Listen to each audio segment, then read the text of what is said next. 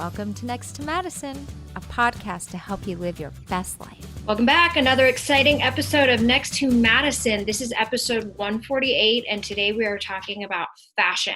We are gonna go through, figure out what exactly it means to be fashionable today. Fashion is always changing. Obviously, if you're on a budget, it can be more difficult to keep up with the modern styles, or the trendy styles, but there's also pieces in your wardrobe that are kind of timeless. And those are pieces that you'd want to concentrate on. Also, we hear this term dress for success a lot, but what does that mean? Obviously, it's going to be different for each individual based on what they do. But it's funny that I'm doing this interview because I always said I'm the least fashionable person. I love dresses because I don't have to mix and match and I can just look like I'm put together. So this episode, I'm actually sitting down with a style expert. He has worked on every network from MTV, CBS, ABC. He was the fashion consultant for Inside Edition. And he is really New York's fashion guru. So he's going to give us some fun tips and tricks to make sure your wardrobe is up to date, what it means to dress for success, and how you can feel good about yourself. I always feel that fashion is what makes you feel most confident in your own skin. We all know when we buy that new outfit and we go out and we feel great in it, just everything's kind of different. So I'm going to stop talking because I'm not a fashion expert. I need a stylist so badly. Maybe I can convince him to give me an overhaul.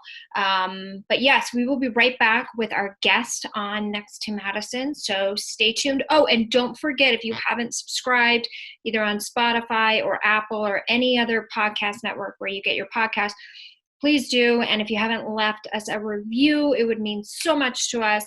It helps us kind of get raise in the search function and get discovered more. So please do that. Give us some feedback so we can know what we need to improve on and what you'd like to see and what we're doing well. That would be amazing. Fashion guru Montgomery Frazier, how are you? I am fantastic. And you? We got the same memo. Look at this with the red. I know. We didn't even. It's a power color. It's a power color. It is. I actually just got this t-shirt at TJ Maxx. I never really go there, and I found it, and it's so comfortable. I'm like, great for basics. I got this at TJ Maxx too, believe it or not. Oh, and it's a good place to get like the basic stuffs. And then once in a while, they have shipments of really cool stuff. But you really have to, look. Well, exactly. And it depends on the area you're in too. I know that TJ Maxx in New York City has a lot more high-end items versus TJ Maxx in the middle of nowhere. Yeah, they just got Lagerfeld in, and I'm like, Lagerfeld? He would be mortified if he saw his stuff hit TJ Maxx. It would put him in his grave. He is in his grave, sorry. Yeah, I'm sure he's doing just fine. That is hysterical, though. But no, it is good for basics. So I really want to start with, just give us a background of who you are. I know you've had an amazing resume of working with TV and celebrities. I'll tell you what, I'm like the ever ready bunny. I started in New York. I was wide-eyed, bushy-tailed. I had a look, got hired to be this, creative director of this trendy boutique in New York called Parachute, way before your time. Okay. And Parachute spawned, everybody used to come into Parachute on the weekends, like from Andy Warhol to Madonna. We dressed Duran Duran for their tours, for their videos. So that was my start in New York. I first came here to work at the Grand Hyatt, and that was so not me. So I left, and I went downtown to Soho. I got a job at Parachute, stayed there for a long time, and did their first ad campaigns with Mario Testino. And we worked, I would work on movies with David LaChapelle.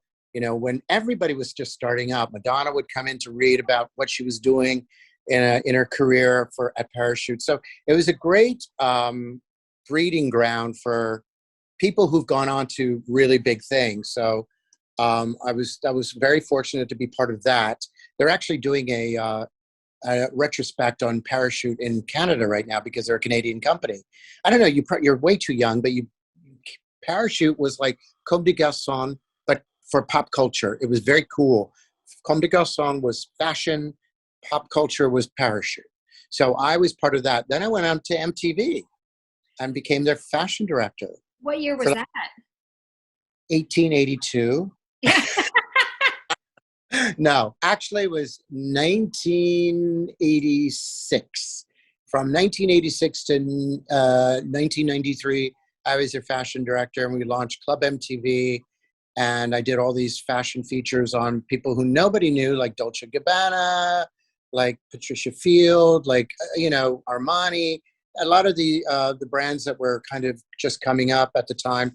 Armani was established, but they had an AX. So that was my job, to kind of merge pop culture and fashion together on MTV. That's so That cool. was that. Go ahead. I'm sorry. That was like right when MTV kind of started. Well, MTV started in like 81 or 82, and I got there in 85, sorry. So I've been there for maybe 10 years. But Club MTV was, I was there for 8 years. So I literally was the on-air fashion person presenting cool looks that I thought were interesting. So that's what I've always done in my career. That's And cool. and today I'm doing that again on Soho Muse, which is a global platform for creatives. And that's what I do on Soho Muse. Well, that's awesome. So yeah, you've had a lot of success. So what does it mean exactly? You hear the term a lot, dress for success. What exactly does that mean? Well, it depends on your life and what you consider success. I mean, it started off as a dress for success was for people to go from mid-level to high executive level in the corporate world. It now means something much broader, because dress for success is really how you present yourself. For instance, if you look at Mark Zuckerberg, he dressed for tech world. He would always be in t-shirts and jeans. That's not dressing for success. But if you're in tech, he's probably the most successful person out there in tech. So it's all relative, isn't it? If you're in the corporate world, you have to dress a certain way. It's like we live in tribes. And I'm in a creative tribe, which kind of go in between corporate to music, entertainment, and all that. So it really depends on what your lifestyle is and what your avocation is, and really where you want to be in your life. So it's a very broad expression now. Well, it is, and fashion has changed so much, because in the 80s and 90s, Wall Street, which is primarily, New York, it was the suits. You're always in these different suits. And I remember when I started on Wall Street, I went to Brooks Brothers, the women's department, and would buy the button downs and the pants. And you couldn't pay me to dress like that anymore. But that's what you needed to dress like. And now it's great that people can show up in jeans, because I think what's happened is people are saying, if our employees are comfortable, they're going to work more efficiently. Which is true. And that started off with Casual Fridays. And then Casual Fridays morphed into Everyday Week. Yeah. But even like you mentioned Brooks Brothers has done some amazing collaborations, which have made them actually much more fashion forward, like when they did Tom Brown. Tom Brown is a very avant-garde designer. And for him to have collaborated with Brooks Brothers was I thought it was a major fashion moment, because you saw people going from this boxy suits into I call them the shrinked suits look, where all the men looked like they were wearing Jethro suits. That's his look, with the high waters, and everything was so tight, and the pants were super high. But that was a moment to change the corporate look. Yeah. No, absolutely. So how does one dress for success on a budget? I think that's very important, because Oh my God, there's so many avenues nowadays. First of all, you can buy anything online, which is amazing. That was accelerated during the pandemic, because nobody could go anywhere, but then nobody was buying anything because they weren't going anywhere. So it was a double-edged sword. But now you literally you can go online, buy anything from Etsy to Real to all these websites that teach you, show you how to dress. I mean, it's like fashion for morons, to be honest. Because there's no, you can be interpretive, or you can say, oh, okay, I have no style. I need somebody to put me together. So it's really great. And a lot of these websites, if you go to, for instance, Zara, if you go to if you go to these places, you go to H&M, they're really cheap. Yeah. I mean, and even like Target. Target was probably one of the first major retailers to infuse fashion designers into everyday looks that could be afforded by everybody. And that was a moment because they had vivid ads. Target, remember their ads? I mean, you still remember their ads, right? Oh yeah. Who was the first designer in there? Massimo. I don't know. I really don't. I thought it was somebody like Stella McCartney who did a big collaboration. But I don't know who the first ones were. But you go in there, and I actually love Zara. I think Zara is ruling right now.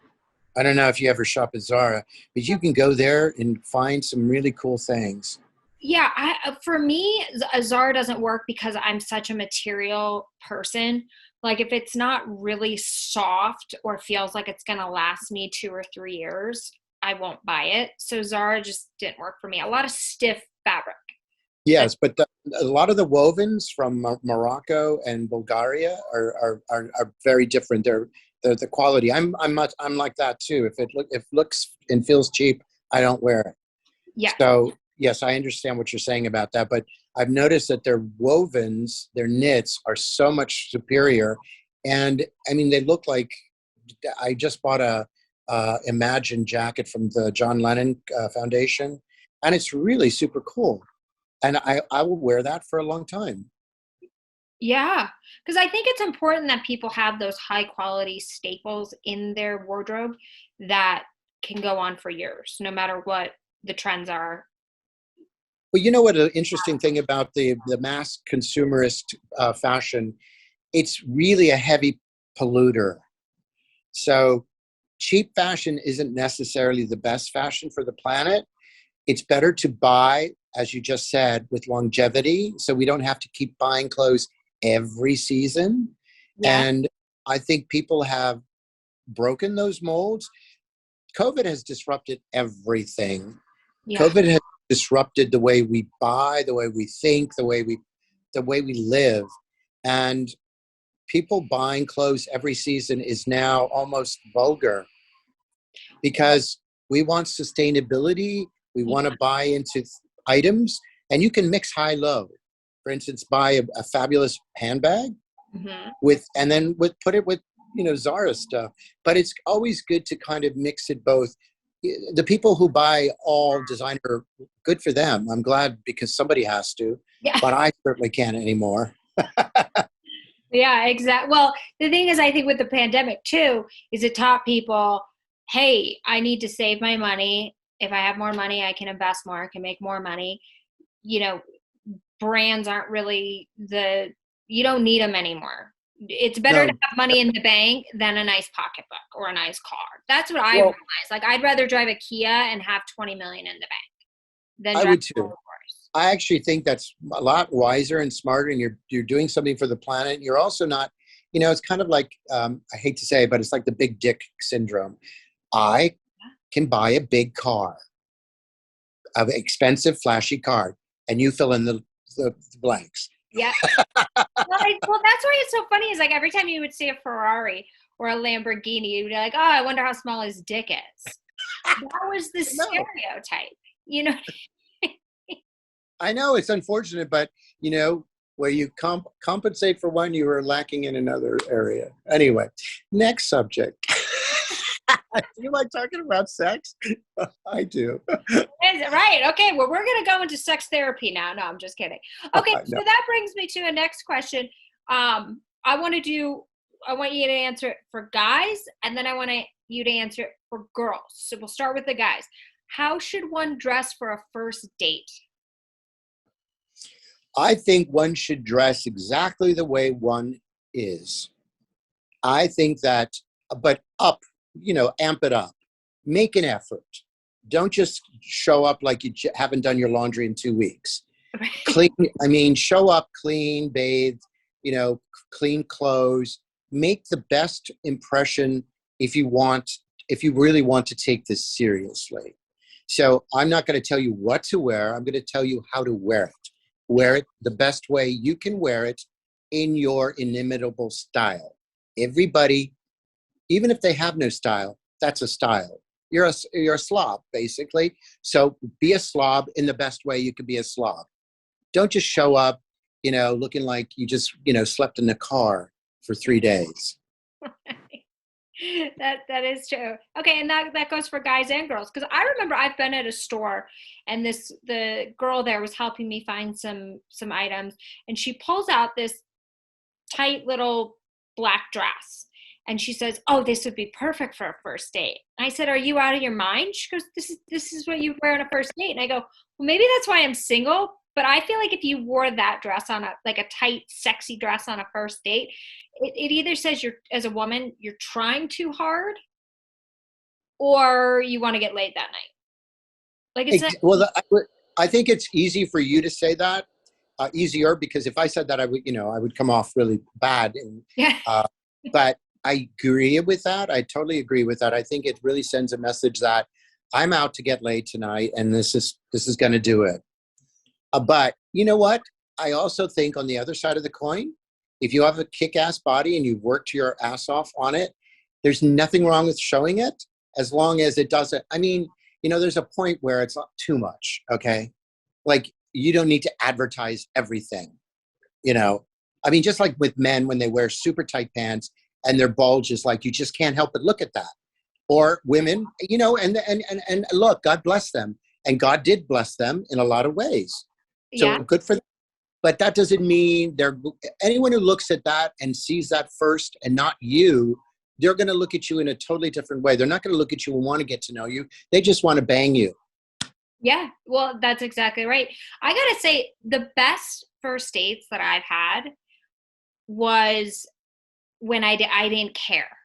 Like, I just showed up, very casual, hair up, barely any makeup, always go well. When I put more effort and I'm kind of worried about what I'm wearing and try to wear the best outfit and the hair and the makeup, just doesn't work. And I think it's because I'm not being my authentic self. Well, that gets back to what I just said. Exactly. I think that don't oversell it. Don't oversell it on the first date, because then you set the bar so fucking high that you have to constantly live like that, or even better. So I always say, take it down a little bit, but still be pristine and in your own self, and to thine own self be true. So you just verified what I just said. Well, exactly. And ladies, also with the high heels, I don't really know a lot of women that can walk normally in these things. Like, you don't need the 6-inch heels on the first date, because it's because what if you walk to another place to get a drink and then you're walking like you put your tampon in the wrong hole? That's how I walk when I'm in heels.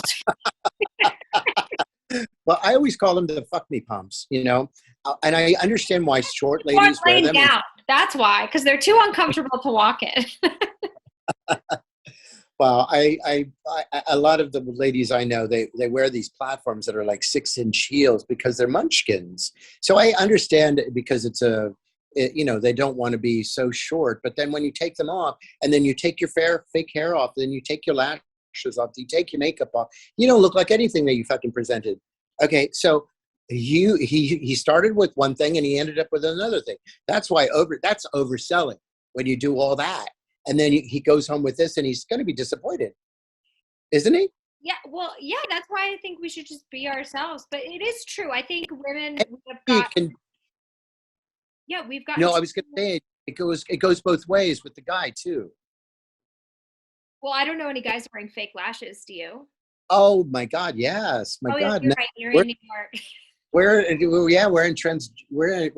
gender neutralville here, but I understand that that's not the middle of the country, but but men preen too.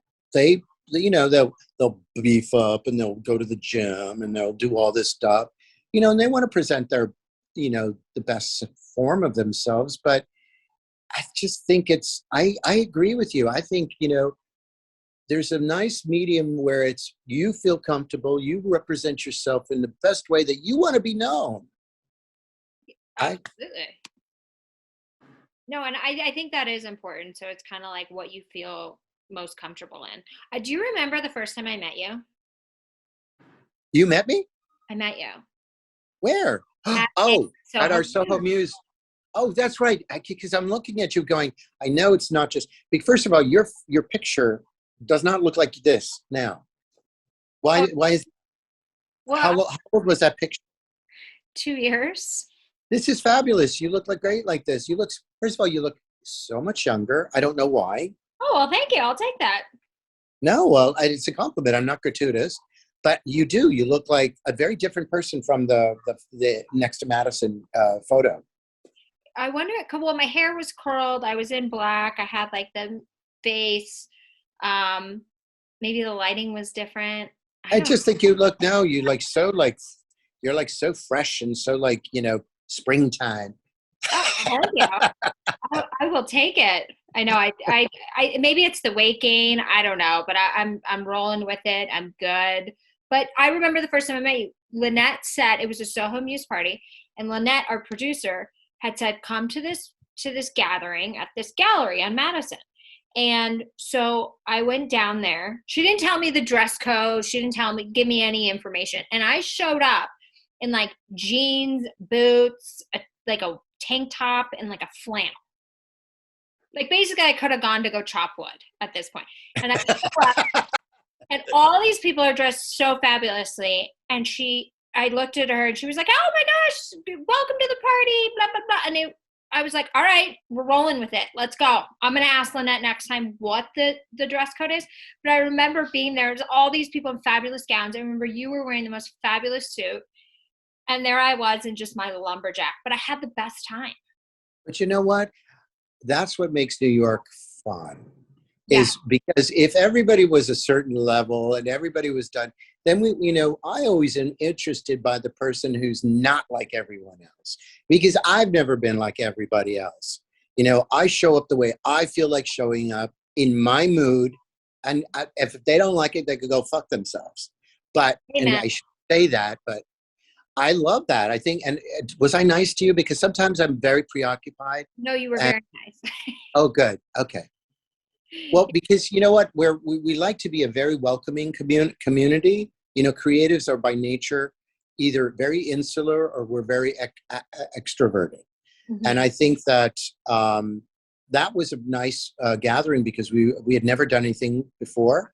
And it was great to see all the people show up. And I do remember you.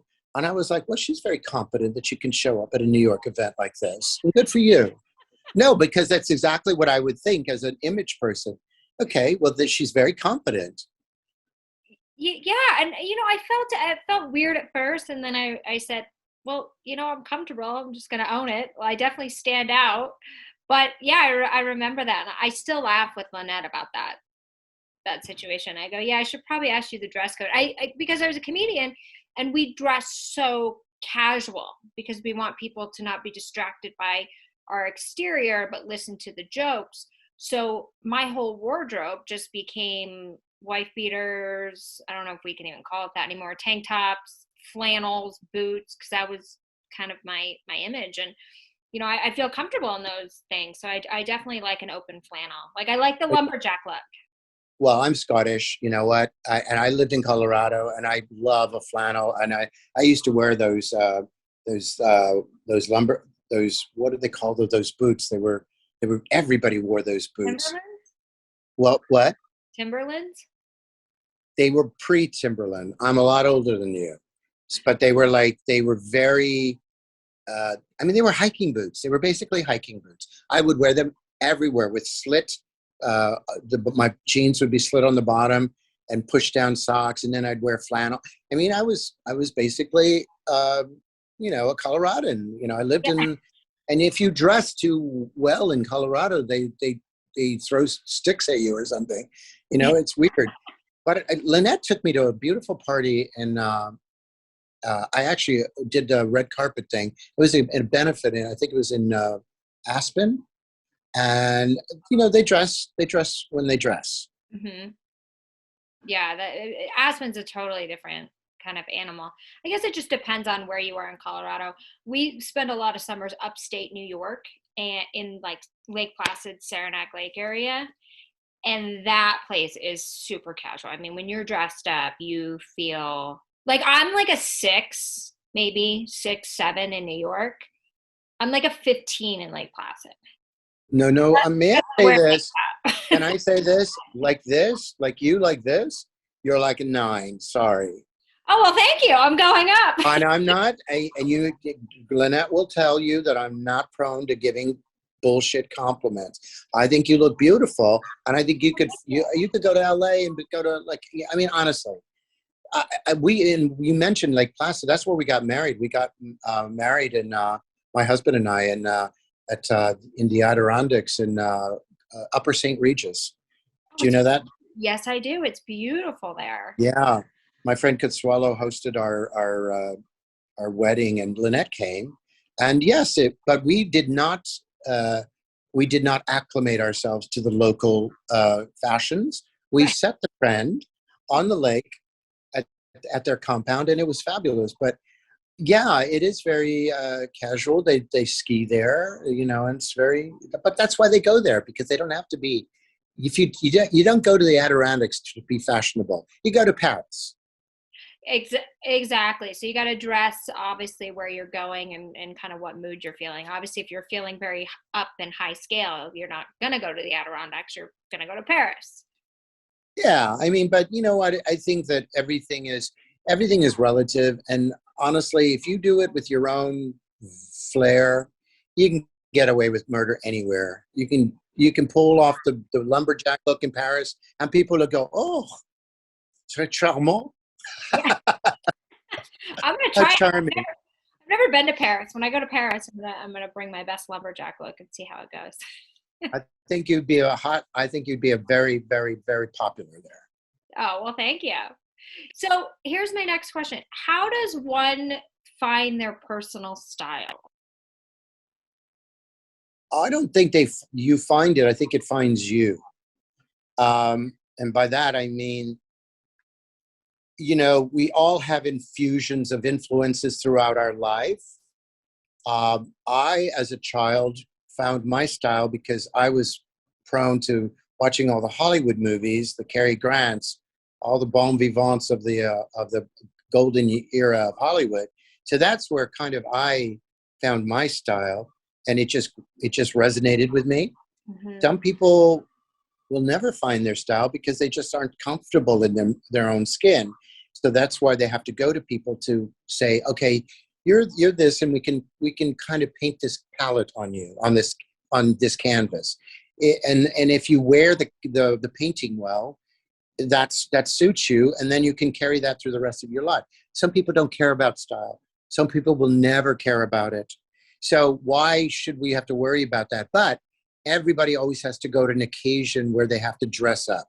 Weddings, perfect things, and you see that they go to the rental shops, and they put on a thing, and that's them for that 4 hours. But I don't know I think that the infusion of all the things that we see, all the images in pop culture, you say, oh, I like that. Oh, I like that. Oh, I think I'd look good in that. That's how we find our style, by our influences. That makes sense. No, it completely makes sense, especially, and it goes back to what we were talking about previously, like your environment that you're in or you grew up in kind of helps dictate your style as well. Well, I mean, I'm a guy from Colorado, and I was born in New Mexico, and now I'm in the height of fashion in New York, and I can blend in anywhere in New York and Paris and London. But I'm fundamentally a Rocky Mountain higher. Me too. And I love that because I feel very grounded, so I can reach the lofts of up here and mingle with everybody that I need to. But I can also understand how people feel in the real world, because entertainment isn't the real world. It's an illusion that we all aspire to, or that we all are entertained by. But I think if you have good roots and good grounding, it's a nice mixture to be able to go from the top to the plateau. Absolutely. So do you have any tips if people aren't that confident and they're having difficulty finding their personal style because of their lack of confidence? Maybe they don't socialize as much. Kind of tips to be more confident? I think the phenomenon of TikTok and all the social media outlets where people are being very themselves is very good therapy for everybody who wants to get out of their shell. Because I've seen people that you're going, wow, they made it. They're now making $1 million a year as an influencer because they just had the balls to do something that they've always probably wanted to do, but never thought they could. But now we have a platform which is very democratic, that anyone could be anything. And they can, you can literally create your own makeup trends. You can create your own style by being anti-style. And TikTok and all these platforms is a way for you to do it. And hopefully you'll do it in a positive way, that you're not shaming people. But I think that those things are really good for people coming out of their shell. No, it's very well said, because I know that I used to, I'm more kind of on the producing side now of television, but when I wanted to be more in the spotlight, I had no problem posting headshots, sexy photos, things of that sort. Then my Instagram got hacked, so now I'm using a different one, and I feel more self-conscious posting photos of me, just me. I'm like, that's weird. But I have to get over that. I don't know what happened during the pandemic that kind of shifted that. But I did start a TikTok channel for skincare.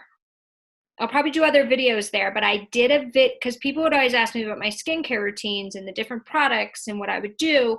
And I love skincare. And so I started this TikTok channel. Please follow it. It doesn't have enough followers. But it's skincare. Well, part of skincare is putting makeup on your skin, or not makeup, putting skincare on your bare face, no makeup. So I have an entire TikTok channel with me and no makeup. And that was hard, but I did. But that was a big trend, that there were a lot of the celebrities. And this was also another thing that was influenced. We have to understand that we are living in a world. We are all affected by what's going on in the world. If we don't want to wear makeup, we've had 2 years of people not having to wear makeup because they had nowhere to go. They had a Zoom call. Even celebrities, I see them, I'm like, girl, you should never do this again. Don't ever go on a Zoom call with your blotchy skin. Sorry, I know you're an A-list celebrity, but back off, honey. Because, the perception is 9/10 of the law in entertainment. With you, I don't know if you have any makeup on, but your skin looks very glowing. Right. I would ascribe to something with your skin regimen, because you have really good skin. Now, if you came on and were selling makeup or skincare and your skin was not really that great, I don't know if I'd buy it. But I would buy something with the way you're presenting yourself today. Okay. No, that makes sense. Because I have to be better at doing those videos and then bringing them into the doctor. Have you seen my feed on Instagram? I am obsessed with taking photos and selfies, but I love to take selfies with other people, and I put myself in the corner. So sometimes I'm the main character, and sometimes I'm the ancillary character, and to me is, but I also, I've trained myself to be, I know angles, always know your angle. And I always tell that to people, and she goes, what do you mean know your angle? Well, if you're like this, you're going to see up your nose. If you're like this, you're going to see any kind of thing underneath your eyes. Okay. So if you're like a turkey neck, like I'm getting older, so I can't do certain things, which is why I wear neckerchiefs a lot. So there's always a thing that influences the way I dress. And everybody has something that they don't like on their body. Everybody. Mm-hmm. The most flawless creatures, you'll say they're the most insecure, because they'll find that one little thing And it's like the minutia that drives them crazy. Well, I don't like the fact that my nose goes down. God, so you're saying that God made a mistake. And I'm always perplexed by how these gorgeous creatures are so insecure sometimes. Amazing. Well, it actually is the most beautiful people that are the most insecure, which is crazy. It's, and perfection is very overrated. Well, it doesn't exist. That's the problem. We're chasing. And it doesn't age well, perfection. No, are you talking about like the plastic surgeries and the fillers and implants and all that jazz? Well, I'm not without names because I don't like to be mean, but there's a family out there that has made a cottage industry on cosmetic surgery. And I wonder what they're going to look like by the time. Hopefully they'll be, but the problem with a lot of the cosmetic stuff is that if it's not done right, it literally can come back and bite you in the ass. If your ass isn't already on your face, get it? Yes, absolutely. That is true. Apparently that's a thing. You can take fat from your ass and put it in your face. Yeah, a lot of people have done it, and they look like. Anyway, Like I've done nothing yet. By the way, nothing. This is 63. I'm going to be 63 this year, and I always say if you take care of yourself, you can prolong things. Yeah, and it's unforgiving for women because it's not fair. But no. Life isn't fair for the women, and ever. I'm such a women's advocate that I see all the disparities and disparaging, inequalities in between the men and the women. So, yeah, it's not fair. It's not, especially with wardrobes, just the whole getting ready thing, but wardrobes as well. I mean, men's fashion kind of stays very Boring. Yeah, but it's pretty much the same. So it's kind of easy and they can just throw on a shirt and a pair of slacks and they look fabulous. But women, it's like our fashion's always changing and bags and shoes and it's exhausting. If I have to come back again, I'm going to be a man. Well, I want to come back as a woman because I think women have so much more on men. Trust me. But it's not fair. I'm watching The Gilded Age, and they're showing comparisons of how the women used to be so corseted up. They're literally, I don't know, that's probably why they got consumption a lot or tuberculosis, because their ribs were literally caved in with those corsets. I said, who thought that up? What evil little bitch thought up that? And I mean bitch as in like man. No, I know. Because men do the worst things to women. Male designers, for some reason, are so masochistic when it comes to women's clothing sometimes. I'm perplexed. No, it absolutely. Did you know that heels were originally designed for men to wear? Yes, Louis the 14th. Yeah. Wasn't it to keep their shoe in the horse saddle? Like in the stirrups? I don't know. I don't know what the reason was, but yeah, I knew that Louis the 14th wore heels because I think it was also short. Yeah, and then somehow you guys tricked us into wearing that. I didn't trick you. I wasn't around. Now I'm like, now I got a whole closet full of these torture devices. I knew when I was getting older, this was the first sign I was getting older. Not the fine lines under my eyes, but the main sign of getting older was I was going to an event and I got this cute black jumpsuit and I knew I was going to have to stand for a very long time. And so I walked straight into Clark's, that shoe store, those comfortable shoes that your grandma wears, and I bought a pair of heels. Now, if they were just 2 inches higher, they would actually be sexy, but they're comfortable. So don't shy away from those Clark's.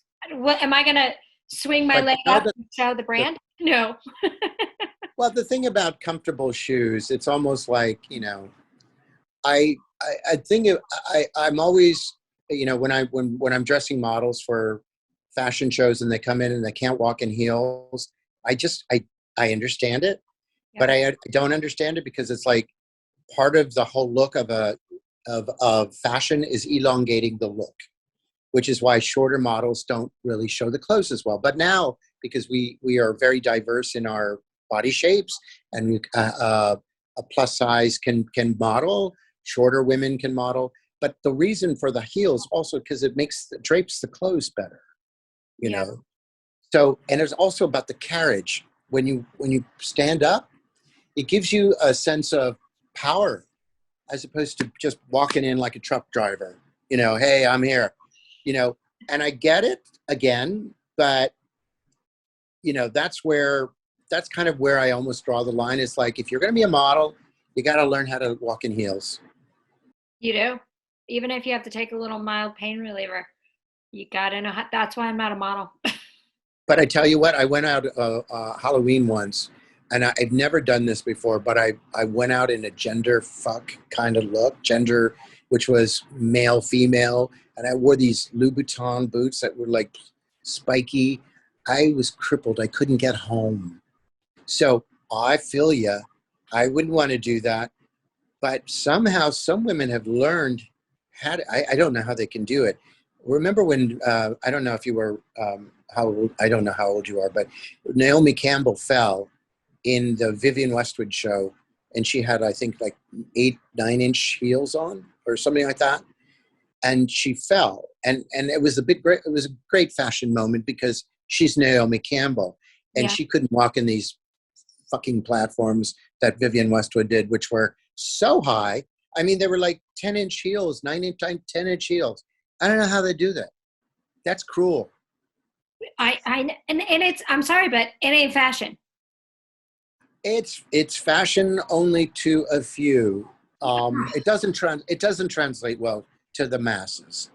No, absolutely not. I mean, I think most women are good with 5 to 6 inches, both on their feet and in the bedroom. 5 or 6 inches, that's kind of a little small. Anyway, I mean, come on. It's like, hey, hello. I like my men average. What can I say? My men and my heels. Actually, I like my heels. Are you a dominant woman? It depends. No, not in the bedroom. I don't know. It just depends, I think, on the situation. Yeah, see, I think you're very democratic in your outlook on life because it's really all about the circumstances. It's all about the person. It's all about the place. I think that's the way people should be. You shouldn't be rigid and have the same value. Values are one thing, but the same criteria for every situation because things change. Life is always changing. And if you're one of those people that doesn't change, this is especially hard for you. The pandemic probably was hell for you. Yeah. I've always been very resilient. You know, we traveled a lot as a military kid. So I was always very prone to doing what I was told, you know, just because it was for the betterment of everything. But I understand rigidity, but I don't. Yeah, exactly. So, can you tell us what one of you don't have to name names, but what is one of your most memorable fashion moments involving celebrities, like when you were dressing celebrities? I want drama, juicy, whatever you can come up with. One of my most of my celebrity dressing was done when I worked at MTV. So there would have been moments where I think a common misnomer was that I worked with Madonna directly. And I never personally worked with Madonna, but I expedited certain things for her. Mm-hmm. So something was said in the press, and you know how it takes on its own life. It says, "Oh, he dressed Madonna." I said, "No, I didn't dress. I recommended Madonna to go to someplace, and she did what blah blah blah, and she worked for Live Aid." Okay, but I didn't. I secured that thing, but I didn't personally dress her. So you know how things can be taken out of context. Yeah. But I've worked with I'm not really celebrity driven, but I've worked with some big A-lists. Whitney Houston wanted me to work with her when she was just starting out. That was kind of but I could not because I was working for MTV that would not allow me to do that at the time. So I've been asked to work by a lot of celebrities, but because of either situations, I had to decline. So juicy gossip about that? No. Like I don't have a Wayne Scott Lucas moment where Janet's breast fell out at the Super Bowl. I don't have a moment like that. You know, most of my friends have basically helped to curate pop culture. I did it through the MTV platform. So if I did anything, I really wouldn't be able to say it. Do you know what I'm saying? Yeah. So it's like a dance that I have to do where I can't really say things, but yet I can say, well, I did this, which resulted in this. Yes. Okay. I know that doesn't answer your question in a juicy, salacious way, but no, I don't have a Janet Jackson tit popping out moment. Well, but you're in New York fashion. I just feel I was in New York for a long time, and I'll be going back there part time. But New York fashion is so. Didn't really run in those circles, but it just feels very fun, but also very dramatic. Like with the fashion week and. Well, it is dramatic, and if you've ever been backstage at one of the real shows in Europe. I mean, New York is all about selling clothes. I get it. It's really not so much about, but New York has defined itself for American fashion, which is more streetwear. It's not so much, you know, the couture. Or Europe is really where the magic happens. When you go to a fashion show in New York, it's all about like the rappers and all the, you know, the actresses who wear Michael Kors or who wear Ralph Lauren or who wear Yeezy or, you know, Riri. You know, so it's all about the celebrities who show up to support their brands. In Europe, it's all about the designers and the fashion. Big difference. Yeah, Rihanna made a big impression with her baby bump in her lingerie looks for Paris Fashion Week. That was a moment. But when you see all the people, thousands of people all in one place, it's literally like, who's the biggest star here? You know, and everyone goes for that. And the cameras everyone else is invisible.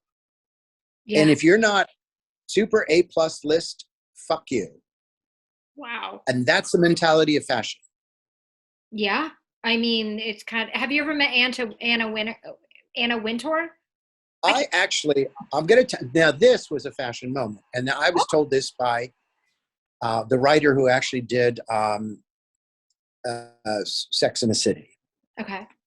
Real fast. There was a scene in Sex and the City, the first one, where Meryl Streep is being introduced to everybody at their big gala. And Anne Hathaway and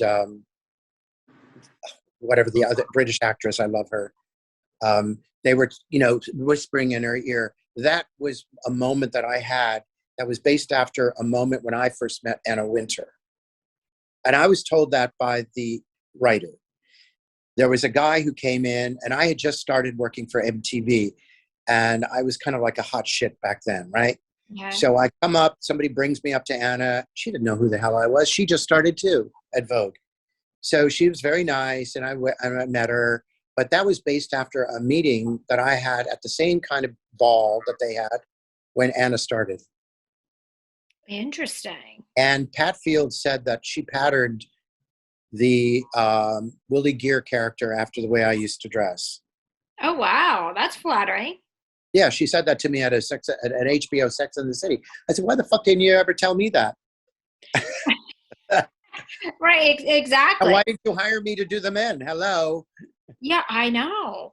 But no, it is a very cutthroat industry. I know when, you know, back in the day when I was kind of building my career, I would do some temp jobs and I would work at fashion companies. And when you're in the fashion, like in the office, it doesn't feel that dramatic. But when they were getting ready for runway shows and they were casting different celebrities for their campaigns, it started to feel dramatic. There was a gentleman who was in charge of casting the models that were non-celebrity models, but just models. And he was so critical of these people, both men and women. And I put him into a lot of my comedy because I was like, this guy is so like deranged in his thought process of how he would talk about people. But that's when I would see the drama kind of unfold. But yeah, fashion's cutthroat. Yeah, I think drama is a nice way of putting it. I think it's almost, it's vicious.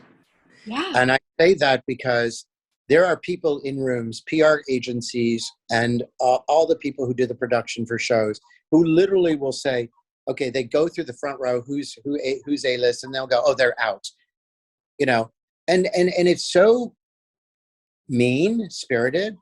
And I understand that, yes, at your fashion show, you want the best in your front row, but who the fuck are you to say who's out? This is true. I know. When what have you done other than pick people to sit in the front row? How's that?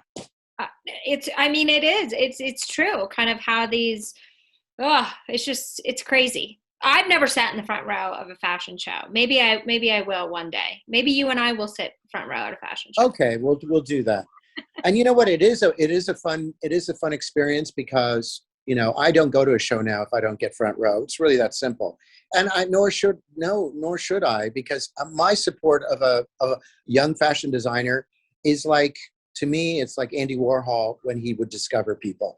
And people have made an analogy, and that sounds really arrogant, but it's not me coming from me. Somebody said, you're like the Andy Warhol of today. I said, well, that's kind of cool. I knew Andy. I used to go to the lunch at the factory. We were advertisers when I worked for Parachute, and we'd go have lunch with Andy Warhol. And he came to my party when I left MTV to go, when I left Parachute to go to MTV. So I have a history of all these things. Don't fuck with me, okay? And This is how my whole attitude, I'm old enough, I can say that now. Yeah. I know people, I know who's real deal, and who's bullshit. Yeah. Have you seen a lot of these Netflix series like Inventing Anna? Oh, I love that, yes. That's a good indication of how people come into New York and they worm their way. They meet one person. They all of a sudden they're being photographed. I've seen that come and go in New York. I can spot who's real and who's bullshit. Did you ever meet her? Who? Anna. Oh, that girl? No, she wouldn't be on my radar. First of all, I don't like pretentious Russian, whatever they are, nothing's good enough for them. Yes, I have met quite a few very entitled people. Yeah. And I don't mean, I shouldn't have said Russian, but for some reason it's always, you know, this is not good for me. You know, it's like that attitude. It's like, and you were like a potato farmer, weren't you? Like, what gives you the right to be so arrogant? Yeah. Well, I mean, nobody has the right to be arrogant, but you know what I've realized is people that I have met that are very uppity and arrogant, it's just coming from a place of insecurity. So the people that are usually the most pretentious and I don't want that. They're broken on the inside. I think so. And that kind of alludes to my comment earlier, where I can, you know, you can go to the peaks, but also keep grounded in the plateaus, you know, because I think that, you know, I'm lucky. I'm a very lucky person. I know how lucky I am. I'm a survivor. In New York, you have to be a survivor because we just talked about a world of fashion. And fashion is so glamorous and so fabulous and all that. And when you're in the middle of it, you think you're like the best person of the world. They're really just clothes, okay? Mm-hmm. But clothes we all wear. Maybe not fashion and not, you know, $30,000 gowns, but everybody wears fashion. So yes, it is it's $1 trillion industry. And yes, it's very important. But when you put that and you make that your entire credo, fashion is my life. There are people that live fashion and then there are people that are fashion. There's a difference. Okay. Live fashion is somebody like a fashionista. I hate that expression. Okay. It's kind of derogatory. Whereas you are fashion, that means you have an innate style. You are the one who sets the trend. You don't follow them. Yes, that makes sense. No, I love that. That was very well said. So before we wrap up, I just want to get some last minute things in there. Can you just leave us with, I know we kind of talked about it for staples with Target and TJ Maxx, but what are kind of the best steps for somebody to feel fabulous and be fashionable, but on a budget? Tips. Know your coloring. How do you find that out? Well, for instance, like I have pink coloring. So there are certain colors that do not work for me. Like yellow is not a good color for me. Green's not a good color for me. If you have pale skin and, for instance, red hair, most people would not put you in red. I would, or pink, or baby blue. So know your coloring. It's very important. So go to a specialist, like your makeup artist, and they'll tell you you have a pink rosy coloring, or you have a pale coloration, or you're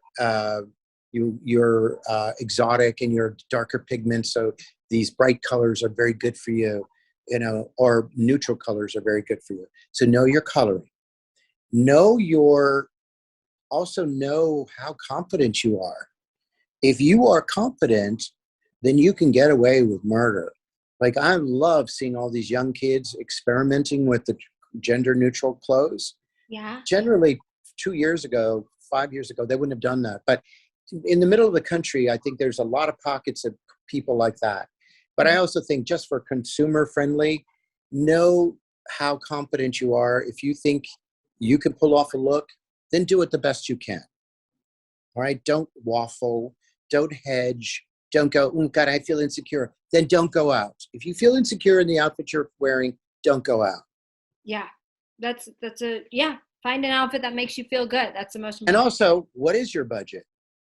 If you have only $100, it's very limiting, but it's the best time to be in a place where only $100 can buy you an entire outfit.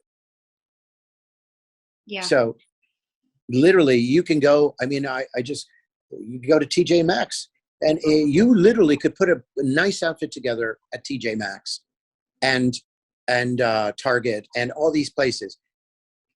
So I think those are things: budget, confidence, coloring. I love that. Budget, confidence, and coloring. So if you are looking for a new kind of how to match your style, make sure that you have those three tips with you. And also one thing too, I think is important is how should one organize their closet? Well, that's number one. Some people don't even organize their closet. So if you have the inclination to organize your closet, organize it in the best way that's going to suit you. For instance, I always say, put all your knits together. You know, I color coordinate things, but don't try this at home, expert. But I always say, coordinate it that it makes sense for you. You know, but throwing a thing in a pile of clothes that need to be washed after 3 weeks is not coordinating. It's not organizing.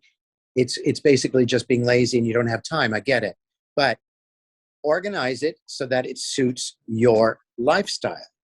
Everybody is different. For me to give a blanket statement would just be wrong. Yeah, that's true.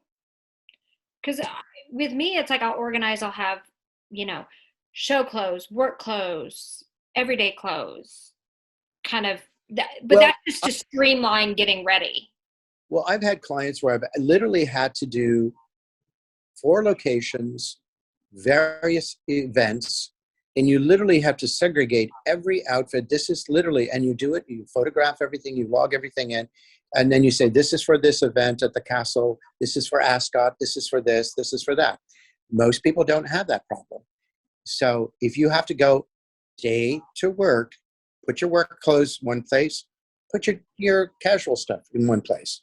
Yeah. That's that simple. Yeah, it's true. Don't overcomplicate it. I always say that's the best tip in life is if it's usually stressful, you're probably overcomplicating things. Well, yeah, I mean, because if you're really worrying about a collar, then maybe you shouldn't be wearing that collar. Or if you really can't, again, it's about confidence. It's like some people can pull off the most outrageous things and you'd never think that they could. And then some people who think they should be able to pull off anything, don't try anything. Yes, it is very true. And I always, one of the steps that I use or it has helped me build confidence that I'm going to share with you guys too is put your mortality like towards the front of your mind. Because once you realize that you're going to die and you could die at any moment, the things we take so seriously and are worrying of what other people think, all of a sudden becomes very small. So just remember, like when you know you could die at any moment and nobody really cares, you're going to go and you're going to be confident and you're going to live that life that you really want to live. Don't think you're going to live forever, because you're not. So I always say, put your mortality more towards the front of your mind. I think it's not a depressing, it's a good thing, because No. And I think we've all learned to take things that we used to take for granted are things that we now, I think, are much more thankful for. I think we've come to a thing where things have been deconstructed so much that the joy of living has risen to the top, you know, and loving people close to you is risen to the top. And all this stupid ancillary bullshit, all the places where you vacation, all the acquisitions, they mean shit, because once you're in the grave, somebody else will be taking those things. Okay. That's exactly right. And I think that's a perfect note to end on. So where can people find you, follow you, find more information, contact you, etc.? I'm like the plague. I'm everywhere. Okay. I'm on social media, Instagram, The Image Guru. That's my moniker, The Image Guru. Okay. I don't really do Twitter that much, but Instagram, Facebook, LinkedIn. I'm Montgomery Frazier, The Image Guru. And I love, if you're a creative, come see us at Soho Muse. Join our community. Yeah, that's where you can find me. Well, and I live in New York, and I travel a lot when I can. Yeah, so you guys follow him on social media.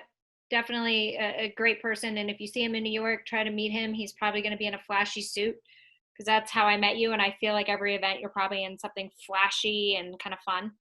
I don't do flash. I do Montgomery. Oh, Montgomery. Okay, I like it. He's got his own style, which is confidence. I love that. So thank you so much for coming on the show. I love this. This is so fun. So fun. And everybody listening, wherever you are, thanks again for tuning into another episode, and we'll see you next time to find out who's next. Hey, your host here, Madison Malloy. Please make sure to subscribe to the show on all podcast platforms, and please rate and review us on iTunes and Spotify. Also, if you have any questions or comments, you can email us at contact@nexttomadison.com.